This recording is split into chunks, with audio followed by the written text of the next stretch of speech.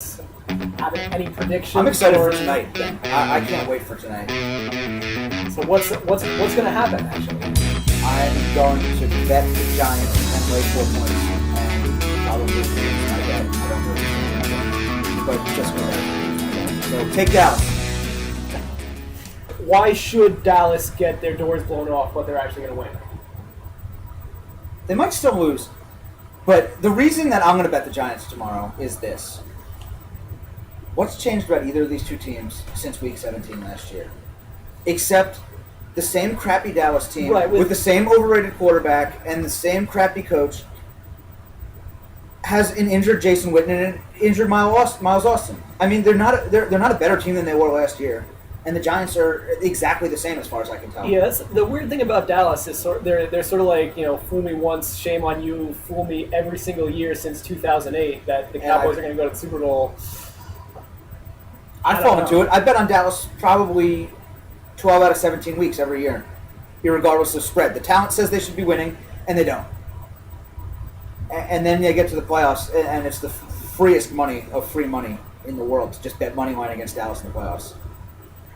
For one thing, I gotta say the Giants because I don't remember the last time that the Super Bowl winner ever came back and lost Week 1 the very next year because they always play the defending Super Bowl champion at home for that opening game. If Atlanta could punch a touchdown in from the 1 yard line, the Saints would have lost. Well, they're going to overtime actually. What? Oh, that wasn't going to put the game away? Or were they up by how much? I thought they were up by. You might be right. By 7, and whether. Anyway, they usually give them a pretty good opponent the first week. Like Green Bay. Green Bay got. Who did they play last year? Oh, they got New Orleans last year. Oh, that was a good game. The game is close a lot. Yeah. I remember when the Colts won. I think they got Baltimore next year, but they don't give them sort of a warm up college football first game opponent. They make it a real game. Because the NFL doesn't care about who wins. They just want to see a good game and something to plug and get nice ratings on Wednesday night.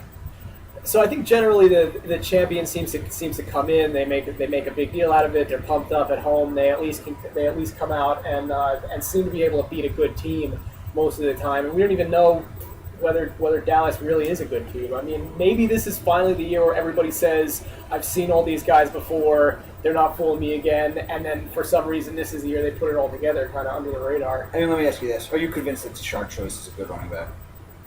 Are you giving that guy the ball 30 times, or? No, I mean, they're supposed to rely on DeMarco Murray more. Oh, that is. Well, I mean, are you convinced on DeMarco Murray? I see this guy going 8th overall in fantasy drafts, and I don't think they have a running game. Yeah. The Giants don't have a running game either, but it seems like maybe the Giants have won the Super Bowl without a running game. They were 30th in the NFL and they won the Super Bowl. I'm not going to question what they're doing. At this point, you know what? You have Eli Manning, he throws for 5,000 yards, and he's the clutchest of clutch in the fourth quarter. So the Patriots used to win without a running game. They still do. Yeah. They don't. The Packers don't. I mean, the Packers are supposed to be the best there is. They don't have a running game. Yeah. I mean, maybe actually not having a running game is the best thing for you, not because 2.5 yard carries are great, but because it actually forces you to use the passing game that you should be using more anyway. Which brings us to the Jets. Which brings us shamefully to the Jets. Yeah, go ahead, take it away, because I don't want to talk about them. Well, my comment on the Jets is, I was talking before about my previous failures trying to commentate about sports. I tried to go off in maybe unique directions, and just the best thing to be is just be a Tebow arguer, since that's what people want to hear. People want to hear people argue about Tebow. So I have to talk about Tim Tebow now. Do you like Tim Tebow? Do you not like Tim Tebow? If so, how much do you like him? How much do you hate him?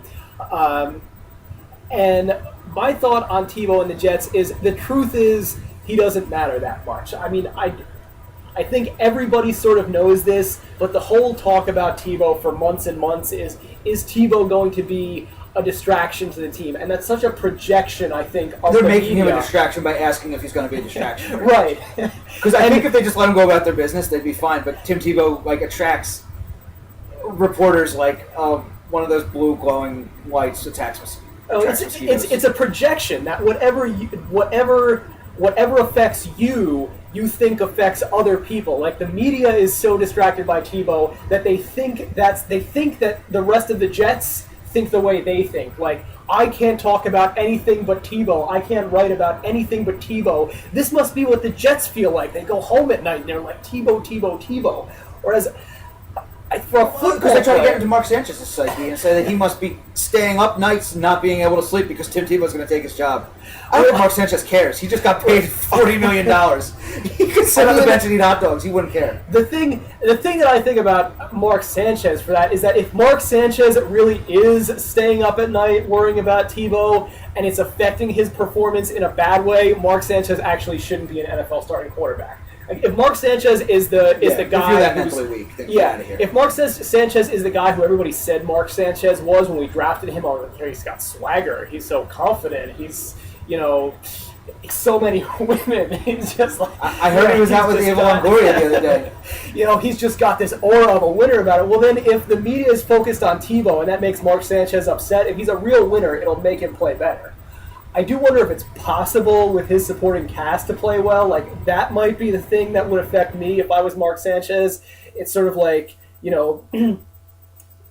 saying to me as a swimmer, like, well, you have to go up and swim as fast as Michael Phelps, and I'll be like, well, I'm just like, don't know what to do because I can't do that. Yeah, sort of like Mark possible. Sanchez saying, like, well, you have to go up and produce behind this offensive line with these receivers. He's gonna, what might legitimately make him scared is to be able to say, I can't do that. Yeah, I would throw my arms up in the air if I had to go anywhere with Wayne Hunter protecting me.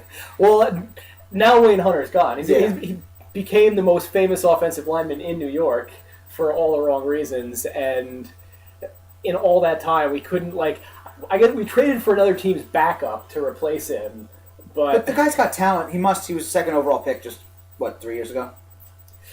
So I guess another team's backup would be preferable to Wayne Hunter at this point.